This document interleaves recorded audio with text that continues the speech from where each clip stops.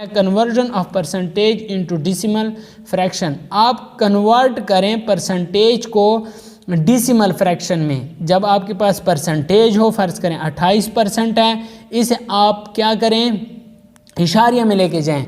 तो दोस्तों आपके पास ये जो सवाल है यहाँ पे मैं लिख देता हूँ 28%। तो परसेंट आपके पास 1/100 के बराबर है, ये 28/100 आ गया।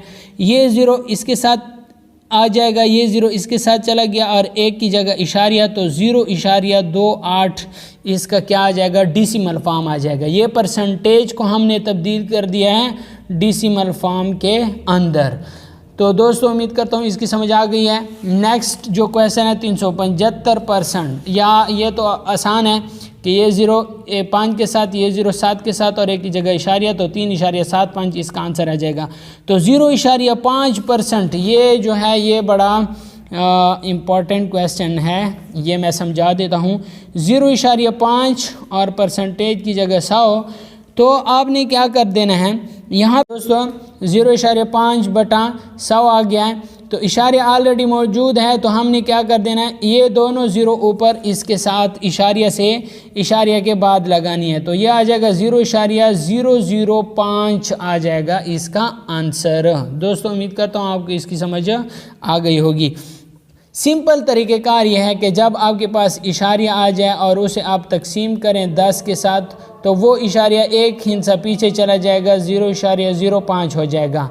अगर 0.5 है, इसे तकसीम करते हैं 100 के साथ, तो ये इशारिया 2 हिस्से 0 पीछे चला जाएगा, तो 0.005 ये हमारे पास 0.005 आ जाएगा। क्वेश्चन नंबर 3 कहता है express each of the following as decimal fraction. आप जो है ना इनको क्या करें, डेसिमल में एक्सप्रेस करें, डेसिमल फ्रैक्शन में express each of the following as decimal fraction. ठीक है, 40% है, तो यहाँ पे आ जाएगा 40/100, ठीक हो जाएगा। ये 0 इस 0 के साथ कैंसिल हो जाएगा और ये 5 दूने 10 हो जाएगा और 2 दूने 4 हो जाएगा, 2/5 आ गया है।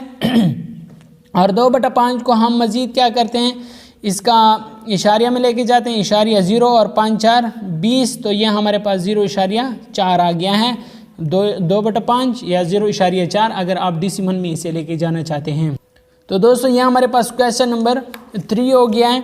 अब आप इसके बकाया क्वेश्चन भी इसी तरह कर सकते हैं। मैं इसका 0.4% वाला क्वेश्चन कर देता हूँ कि हम किस तरह 0.4% वाला जो क्वेश्चन है इसे हम क्या कर सकते हैं, सिंपल ये जो हमारे पास है इसे यानी डेसिमल में ले जा सकते हैं।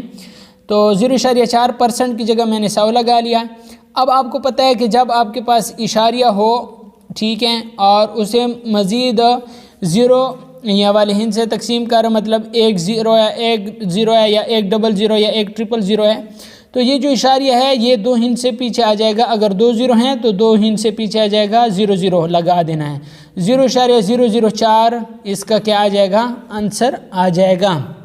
दोस्तों इसकी समझ आ गई है। मिसाल के तौर पर ये 0.4 है और इसे तकसीम 10 कर रहे हैं, तो ये एक इशारिया पीछे आ जाएगा, तो ये आ जाएगा 0.04। या अगर मज़ीद 0.4 है और इसे तकसीम 100 कर रहा है, यहाँ पे 1 0 है, यहाँ पे 10 के साथ भी 1 0 है, तो यहाँ पे 100 है, 100 में 2 0 हैं, तो यहाँ पे इशारिया 2 0 पीछे जाएगा, 0.004 हो जाएगा। दोस्तों उम्मीद करता हूँ इसकी समझ आ गई होगी। अगर 1000 है तो यहाँ पे ये जो इशारिया ये 3 0 पीछे चला जाएगा तकसीम के अमल में। किसके अमल में, तकसीम के अमल में।